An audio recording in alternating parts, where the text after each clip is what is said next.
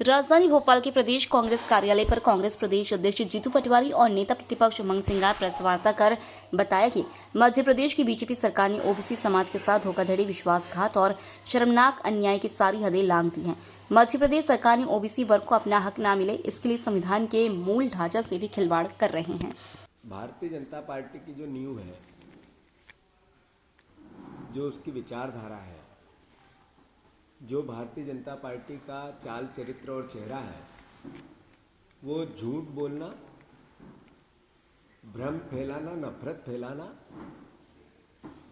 भय का माहौल बनाना और सत्ता पाना, अद्भुत अकल्पनीय धन का उपयोग करके, और उससे वो लगातार मध्य प्रदेश के सत्ता पे काबिज है। पर दूसरा एक पहलू हमारी सरकार का जो झूठ, जो भय पैदा करने की, नफरत पैदा करने की राजनीति मध्य प्रदेश के भविष्य को खोखला कर रही है। साथियों,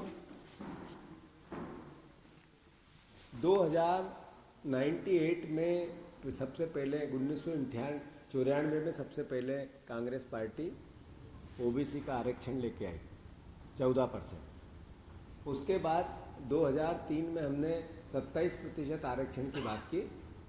फिर हम अध्यादेश लेके आए 2019 में। फिर कमलनाथ जी ने कानून बनाया ओबीसी के आरक्षण को लेकर और उसको लागू कर दिया। इस बीच में कोविड आया, बीजेपी की सरकार, बीजेपी नरेंद्र मोदी ने और भारतीय जनता पार्टी ने सरकार की चोरी कर ली। सिर्फ उस सरकार की चोरी नहीं थी, ये ओबीसी के छात्रों के भविष्य की भी चोरी थी। उसके बाद शिवराज सिंह चौहान ने कम से कम 1 बार, 2 बार, 3 बार, 10 बार नहीं कहा, 50 बार कहा कि हम ओबीसी के आरक्षण को लागू करना चाहते हैं और ओबीसी के हित और अधिकारों की रक्षा में कोई कोर कसर बाकी नहीं छोड़े। यही बात मोहन यादव भी पब्लिक डोमेन में कहते हैं। पर मूल भावना इनकी जैसे झूठ बोलने की है। हर पल कोशिश करते रहे कि कैसे रुके ओबीसी का आरक्षण। इन्होंने जब अध्यादेश आया था तब एक बिटिया, उसका नाम था आसिता दुबे, अध्यादेश के अगेंस्ट मेडिकल की छात्र थी, पीजी की। उसने कहा कि हमारे अहित होगा हमारे अधिकारों का, और चूंकि मेडिकल में ओबीसी के आरक्षण का प्रोविजन नहीं है, उसके बावजूद भी उस आधार पर कोर्ट से इसको स्टे दिला दिया। अध्यादेश के अगेंस्ट था, पर उसके जस्ट बाद, अध्यादेश सिर्फ 6 महीने के लिए होता है, उसके जस्ट बाद कांग्रेस पार्टी की सरकार ने, कमलनाथ जी की सरकार ने कानून बना दिया ओबीसी का, जिसको सरकार को पालना करनी थी। उस ऑर्डिनेंस के स्टे के आधार पर आज तक ओबीसी के परिवार के लोगों के साथ धोखा अगर कोई कर रहा है, उनके हितों के, अधिकारों के खिलाफ कोई पाप कर रहा है, तो वो ये भारतीय जनता पार्टी है। साथियों, कल जैसा मैंने अभी दिल्ली में भी इसकी प्रेस कॉन्फ्रेंस की थी, कांग्रेस पार्टी ने की थी, हमने उसमें अपनी बातें कही थी। कल मैंने जब पिछली बार सुप्रीम कोर्ट की जीरा चल रही थी, तब माननीय न्यायालय ने ये कहा, माननीय सुप्रीम कोर्ट ने ये कहा कि जब कानून बन गया तो लागू क्यों नहीं करना।